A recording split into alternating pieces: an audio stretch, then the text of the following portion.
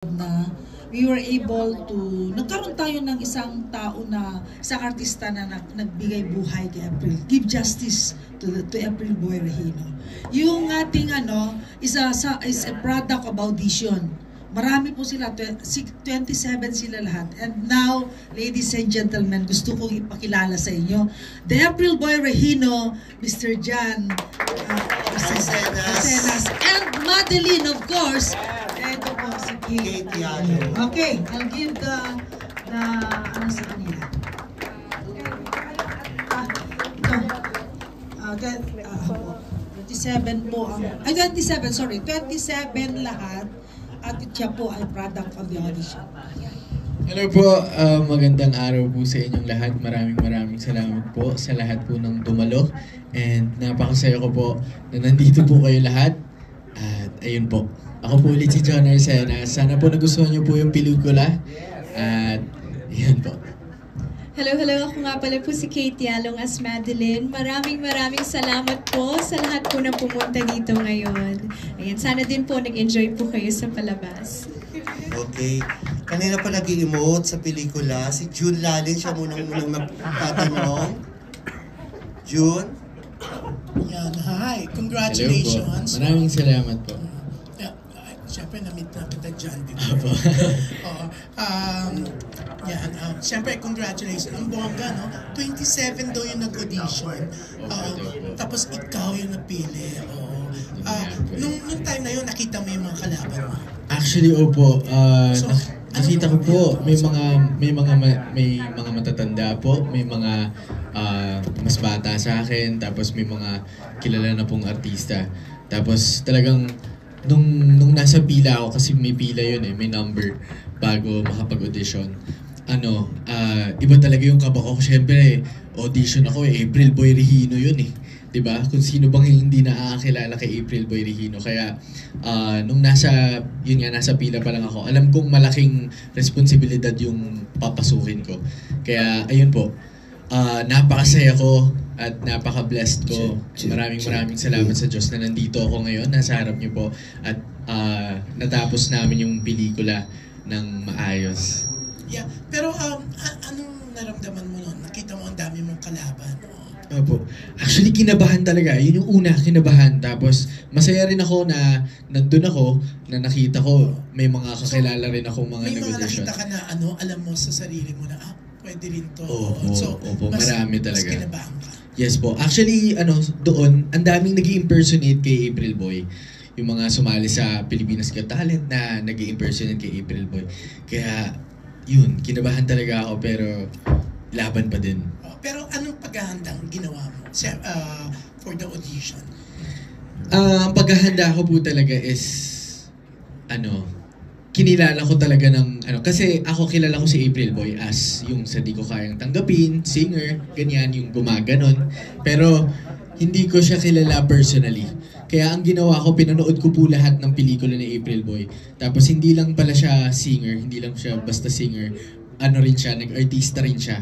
Gumanap rin siya sa mga ilang pelikula. Kaya ayun, pinanood ko po lahat yon, inaral ko yung mga kanta, tapos inaral ko kung paano siya kumanta. Yun talaga yung pinaka-preparation ko, inaral ko kung paano siya kumanta. Yeah, hi. Yeah, Kate. Yeah, Hello Kate, po. Kate, ikaw, nag-audition ka rin bilang Mrs. Regino, Madeline Regino. As Madeline, tinawag po ako sa office po nila, Direk Efren, tsaka ni Madam Marinette. Tapos pagdating doon, sabi nila, ay naku, pwede ka, kamukha ka ni Madeline. So, nung time po na yun, hindi pa din ako sure na ako po yung nakuha, pero yun, pinag-uusapan na po. So, nag-audition ba po ako? Yes, nag-introduce po ako sa kanila. At yun po, yung ginawa. Siyempre, yalong ka sa showbiz, kilala yung mga yalong ng M-Set. No? M7. M7 kasi yes, siya. Tapos Siniswerte, di ba? Yan. Kamag-anak ka nila? Actually, yes po. Yung lolo ko po talaga si M2. Pero po, hindi ko talaga na-meet pa si Ben Yalong in person. Pero yun po yung lolo ko, si M2 po. Mas matanda. Kilala rin naman siya sa show, di ba? Mga M2. Yes, opo. Yeah. Oh, congratulations, ang bongga. Maraming salamat. Pero, oo nga. Pero November 27 na kayo, no? Yes, November Yan. 27. Good luck! Maraming salamat po. Okay, next question from Leia Santerio of ABS-CBN. Hello po, good afternoon po. You were familiar already with April Boy before you auditioned? Yes po, actually yung tatay ko po kasi idol niya po talaga si April Boy before pa. Kaya nung nagsisimula pa lang po ako kumakanta, naririnig ko po lagi yung mga kanta ni April Boy.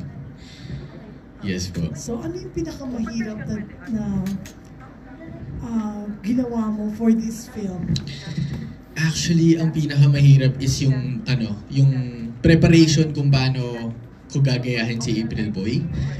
In terms sa pagkanta, nag-attend po ako ng vocal lessons para lang ma-attain kung ano yung boses kasi ni April Boy. Dahil sobrang napaka-distinct ng boses ni April Boy. Kahit ako, nung ginagaya ko siya, kaya ko ba to, ganyan. Pero yun, hanggang sa halos ma-attain ko po yung boses niya. Si Kate, hi. Hello po. So, ano na-feel mo when you were chosen to portray the wife? Noong una po na nagulat po talaga ako na parang, wow, ako, magiging asawa ko ni April Boy as a new artist po. Hindi ko po akalain na mabibigyan po ako ng ganitong role. Yes po, opo. My very first movie po. Maraming salamat. So, hindi ka naman ninervyos dahil first film mo to? Naku po, every time na gumagawa ako po ng project, lagi po talaga ako ninenervous. Siguro po ganun po talaga kung mahal niyo po yung ginagawa niyo. Every time I step in set, grabe po yung kaba ko. Pero once narinig ko na yung action, doon na po nag-iibang anyo na po talaga ako. Anong feeling mo na hindi na pasama to sa Film Fest? Siyempre po, nalungkot po ako. Unang-una nalungkot ako kasi siyempre napakalaking ng MMFF. Pero sa kabilang banda, inisip ko na blessing yon na ayan, siyempre sa tulong ng producer namin na si Miss Marinette and siyempre ng manager ko na si Sir Tyrone.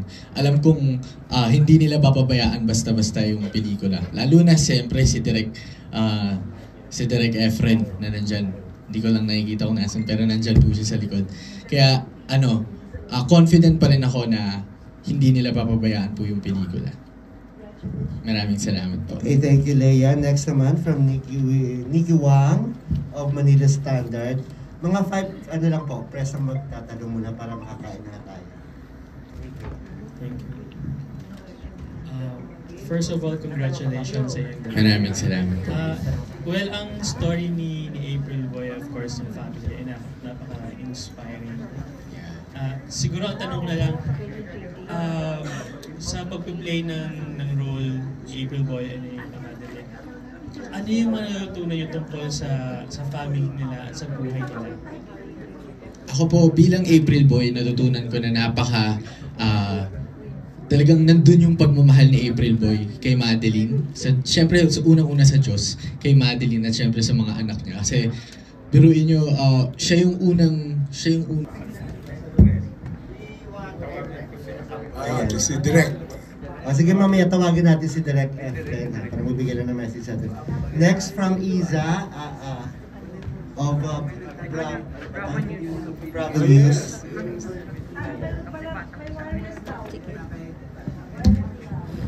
It's okay, it's just me. No worry. Question. You were taking the major role of this story. So, para sa iyo, na-portray mo na role, ano yung natutunan mo na pwede mo maging gabay in your path to your career? Sa buhay ni April Boy, pinaka natutunan ko na kung mahal mo talaga, kunyari, pinakita niya kay Madeline na mahal niya talaga siya. Hanggang dulo pinakita niya na mahal siya. Mahal niya talaga si Madeline, na hindi siya tumingin sa iba. Ganon. Tapos pinakita niya rin yung pagmamahal niya sa Diyos. And pinakita niya yung pagmamahal niya sa mga anak niya. Parang yun yung pinaka natutunan ko na kapag mahal mo talaga, ipaglalaban mo hanggang dulo. Kahit ano pa pong dumating sa'yo, nagkasakit siya ng 3 malalang sakit, pero nanaig pa rin yung pagmamahal niya. Challenges when you were dating? Challenges po. Actually, fact lang, nung nagsimula po kaming mag-film, mag-shoot po, bumabagyo. Yun po yung kasagsagan ng bagyo. 3 araw po kami sa Laguna and then bumabagyo. 4 na araw. Ayun, bumabagyo po. Yes, totoo. Lubog po yung Manila, nasa Laguna po kami. And yun po, ang lakas-lakas ng ulan. Hindi po namin alam kung paano namin kukunan yung mga exterior scenes. Yun po yung una. Kasi habang bumabagyo, yun po.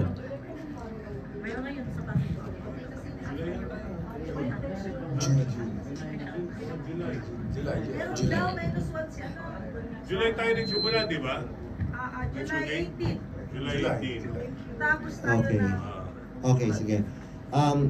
Before we proceed to Kate Adahar na magtatanong po, tingnan lang natin ang mensahe si Direk Efren Reyes at nandito rin po si Hero Bautista. Nandito. Magandang hapon sa inyong lahat at salamat kay Boy Dumalo para po sa press screening ng Moving Idol. Okay. Direk? Ang galing ni Tony Ocampo, no? Batang Tony Ocampo. Di ba? Kaya lang hindi ko pinatayo dahil matangkad si Tony Ocampo. Okay, magandang hapon po sa kanila lahat. Sana po nag-enjoy kayo sa panonood ninyo. Okay. Karamihan dito kasi sa mga na-invite nating mga press ay yung kilala nila. Of course, kilala na si April Boy rito ng mga tao sa paligid niya. Kaya nagre-react sila nung nakita si Venus Saturno, Kuya Jerms, Campo, ganyan. Okay, our next question from Kate Adahar. Hi, my question is for Kate then. Kausap mo ba si Miss Madeline bago mo ginampanan? Ano yung mga napag-usapan? Ganyan. Yes, nakausap ko si Tita Madeline at habang kinukwento niya sa akin yung mga kwento nila ni April Boy, nakikita ko talaga sa mga mata niya kung gaano niya kamahal talaga si April Boy. At tinuturuan niya ako minsan sa mga scenes, ganito yan yung ginawa namin dyan. So yun yung mga nakita niyo dun sa scenes, usually dun sa bahay nila. Mga sinabihan niya ako about sa mga pwede kong gawin. Ayun. Thank you. And for John, ano na lang ang paborito mong April Boy song and bakit? Paborito ko talaga yung Umiiyak na Puso. Kasi napakaganda ng mensahe ng kantang yon. At akala natin umiiyak ang mensahe na yon ay para sa kasintahan niya o dati para sa babae. Yung pala, sinulat niya yung para sa Diyos. Lalo na nung parang feeling niya tumalikod sa Diyos at sinabi niya na sinulat niya yung kantang yon dahil umiiyak yung puso niya dahil sa Diyos. Umiiyak ang puso ko't sumisigaw, pati ang isip ko at damdamin ay humihiyaw. Mamaya na po yung susunod. Okay, at least nakita niyo boses talaga ni John, di ba? Mala April. Pakipasa Meron lang akong isasama dito sa mga lumalabas na mga pelikula ngayon at saka nagiging genre. Yung mga parating mga drama, mga hiwalayan, yung nag-aaway, na may kabit, may kalaguyo, puro away, na doon parang pinakikita nila na walang forever. Dito sa pelikulang ito, dito natin mapapatunayan na merong forever. Na tunay ang pagmamahalan, na depende lang yan sa pagsasama ng dalawang tao. Huwag naman natin gawing fad yung ipakita natin sa mga tao na maging ehemplo na okay lang maghiwalay. Hindi tama di ba? Kaya nasisira ang mundo dahil parati na lang ang example ng mga pelikula natin hiwalayan, awayan, kabitan dito, kabitan doon, kaliwaan, di ba? Doon umiikot ang mga intriga ng pelikula. Ngayon dito sa pelikula natin, ipinakita natin yung wagas na pagmamahalan na unang lalaki sa buhay ni Madeline si April Boy at ang huling lalaki.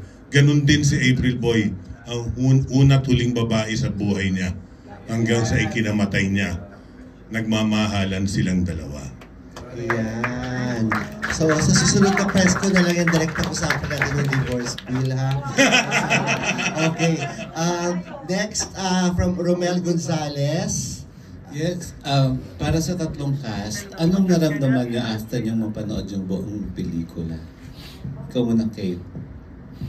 Ako po, naramdaman ko, sabi ko, wow, yun parang makikita ko na yung sarili ko sa screen. Sa big screen, yun ang unang reaction ko dun. And hindi ako makapaniwala na kaya ko palang gawin yun. Kaya kong umarte ng ganon. And I'm really happy po sa kinalabasan. Ako po, anong nakita ko yung sarili ko sa screen, sobrang grabe. Una kong sinabi, maraming salamat sa Diyos kasi walang lahat na ito kung hindi dahil sa Diyos, syempre. Tsaka, grabe, sobrang laki palang responsibilidad nung binigay sa akin dahil syempre, April Boy Regino yan eh. Sino bang hindi nakakilala kay April Boy Regino? Kaya, grabe, parang idinikit na siya sa pangalan ko. Kaya, nung nakita ko yung sarili ko, sobrang saya ko, as in, sobra. Ako nakita ko yung potential nung director na hindi lang siya pang-artista. Hindi. Kasi di ba tatay nito magaling din na director. Di ba? Hindi magiging Fernando po Jr. kundi dahil sa tatay niya. Tapos, itong dalawan to, guys, malaki potential niyo. Huwag niyo lang kaligtaan, basta pag-aralan lahat. Pero malayo mararating niyo. And it's a really good movie. Ayun, thank you po. Dindo, mabuting paliwanag mo rin para sa ating mga vloggers, sa mga kabataan natin mga boss. Hindi nila kilala pa kung ano ba talaga kagaling na director, si Efren Reyes, di ba? Isasama ko na raw siya sa susunod na project. Oo, pwede naman i-google na lang si Efren Reyes. Siya talaga may hawak kay FPJ. No? Si Hero pa. Ako yung pelikula na pinanood ko, well, syempre pag sinushoot mo yung pelikula, hindi mo nakita yung kwento. So nakita ko na malaking factor ang ginawa ni Tony Ocampo para manumbalik yung career ni April Boy. So isang bagay na kaya si April Boy lalong sumikat nung nag-solo na siya, nung napauli siya sa mga kapatid niya. At yung movie itself, talagang pwede ipagmalaki internationally. Diba, meron mga Whitney Houston story, Bohemian Rhapsody. Ito, The Idol, diba? April Boy Regino story na pwede mong isali sa abroad sa mga festival. So, tangkilikin po natin ang pelikula ng Pilipino at ang gawa ng ating direktor, Efren Reyes. Palapakan po natin. At syempre, si Mayora, ang ating producer. It's a blessing from God. God chose not to be with the MMFF. Baka lalo kaming mapahamak doon. Matindi mga kalaban, baka mapahamak lang kami. At sabi nila mga wala raw pangalan yung artista ko. Sabi ko dapat nagdala kayo ng mga birth certificate nyo at birth baptismal para pakita sa kanila may pangalan kami! Thank you, Direk, and congratulations po. Okay, may sasabihin ka, madam? Ay, si Marilyn, may dadagdag lang daw siya. Mga video clips na hawak nila was unprofessionally captured. Parang sa cellphone lang. Or parang amateur camera na ang likot-likot na wala. Gusto ko makisama dito. Maganda sana yung direct kasi pinagkakaguluhan siya ng mga yun. Talagang masama mababa ang resolution, hindi namin maisama. Masisira lang ang pelikula. Maguguluhan lang ang manonood. Gusto ko, we attempted. Wala, ang hirap. May mga pinakita sila, hindi namin maisama. Sayang. That's why I really had to shoot everything. Sa pang question direct. Sumentro kayo dun sa yung pagsikat niya, pagka-discover sa kanya, sa magkasakit. Pero parang iniwas niyo dun sa feud ng magkakapatid sa magulang. Bakit? Kapraso lang hinapyaw natin doon yung away na yun. Yung nagkasama sila at saka nagkahiwalay. It's also giving some respect to the family. Ibang wag na nating, let's not linger on that. Di ba? Yung huwag na natin pagtuunan masyado. Na at least nalaman natin na nagsama sila, naging April Boys, naghiwalay, nag-away. Tama na yun. So dito hindi nakabul yung nanay o yung mga kapatid dito? Sa istorya na sinapelikula. Unang-una, patay na yung nanay. Yung dalawang kapatid sila. Yung dalawang kapatid nandun nasa Amerika. So hindi sila nakakauwi. Walang problema. Walang problema. Kung i-detalye pa yun, the story itself is 90, masasabi ko 90% from April Boy. Nagkausap kami, doon ko sinusulat sa bahay niya yung script habang nagkukwentuhan kami. Nung buhay pa siya, noong 2019. Pagpasok ng 2020, pandemic na yun. Tinatapos ko na lang, magko-commence na kami ng shooting, biglang nag-pandemic. Nag-lockdown, nagtago tayong lahat, hanggang sa inabutan ng pagkamatay niya. Ang totoo, yung finale was, na ginawa kong finale na yan, nagsimula yung bata ang kumakanta. Ang original niyan was April Boy ang lalabas. Yung tunay na April Boy ang nasa dulo ng script ko noon. Tapos natigil tayo na lockdown, 2021, 2022, 2023, parang nakalimutan na. Biglang 2024 ngayon, nag-decide ituloy natin. Pangako yan sa patay. Pangako sa patay, kailangang ituloy. Ngayon, nag-shooting na kami. Ito lang ang magandang aminin ko. September 2, naka-schedule ng Kunan yung entablado. Yung concert. Dalawang concert bale yan. Yung Marikina at saka yung opening at ending. Malapit na yung finale, malapit na ng dos. Paano kukukunan yung finale? Patay na si April Boy. Ang nasa script ko, yun pa rin, si April Boy pa rin ang lalabas. Hindi ko alam kung paano kukunan. Blakong-blako utak ko. May free concert, inayos na, nagpagawa ng ticket, free concert para mag-create ng crowd. Bigla ka mong nagbagyo. Postpone. Sa tingin ko, blessing in disguise ba to, Lord? Dahil wala pang laman yung utak ko eh. So, na-cancel yung shooting. Nasa bahay ako, bumabagyo. September 2. Nung gabi ng September 2, yung finale na yan. Yung pagsimula sa bata, ipakakanta ko yung theme song. Kaya kinabukasan, patawag tayo ng recording. Nagpa-recording kagad ako. Yung simula doon kay Jao, yung bata, kay John, tapos si JC. Na yung biyahe ng buhay ni April Boy, ikinwento doon sa kantang yon. Kaya nagsimula doon sa bata, matinik yung daang tagumpay. Di ba? Yung mula sa bata, yung nilandas niya hanggang sa namatay siya na ipinamana niya sa anak niya si JC. Sa November 27 lang to. Sana po, supportahan niyo po kami. And napanood niyo naman. It's one good hell of a movie. Thank you po. Kakantahin natin. Maraming salamat po sa pagpunta po ngayon. Sana abangan niyo po ulit kami sa aming this November 27. Maraming salamat po. Sa mga dumating po ngayon, maraming salamat. Sa mga dumating, walang bayad. So, abangan po ninyo, November 27, ang premiere po ng pelikulang Idol, April Boy Dino Story, directed by Direk F.L. Reyes. And syempre, kasama po kami dyan. At abangan po ninyo ang rom-com movie na gagawin ko para sa dalawang leader natin. Title, Umiyak ang Puso. Ayun. Okay. Direk, kung bibigyan na sa atin ng isang April Boy song mamaya si John. O, inaayos lang. Des, direct? Sana po i-promote ninyo ang ating pelikula. Pamalitan ninyo na hindi masasayang ang pera ng manonood sa pelikulang ito.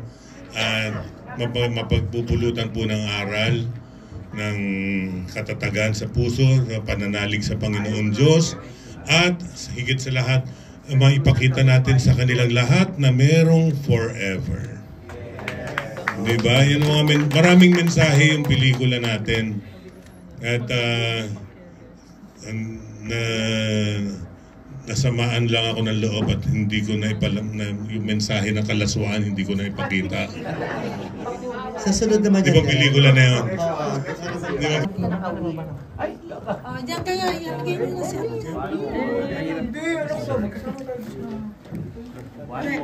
Sana nawala na si Boy? Si Kaka, nandyan?